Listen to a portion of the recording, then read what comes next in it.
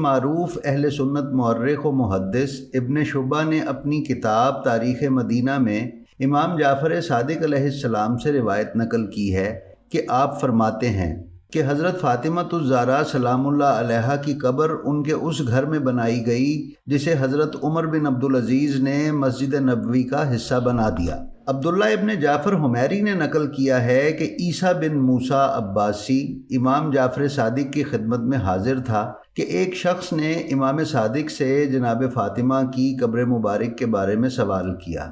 عیسیٰ بن موسیٰ نے جواب دیا کہ وہ جنت البقیع میں مدفون ہیں۔ اس شخص نے امام کی طرف رخ کیا اور پوچھا کہ آپ اس بارے میں کیا فرماتے ہیں؟ امام نے فرمایا کہ تمہیں عیسیٰ نے جواب دے دیا ہے۔ اس نے کہا اللہ آپ کے امور کی اصلاح فرمائے، میں اور عیسیٰ بن موسیٰ نہیں بلکہ آپ نے اپنے آباء و اجداد کی جانب سے بیان فرمانا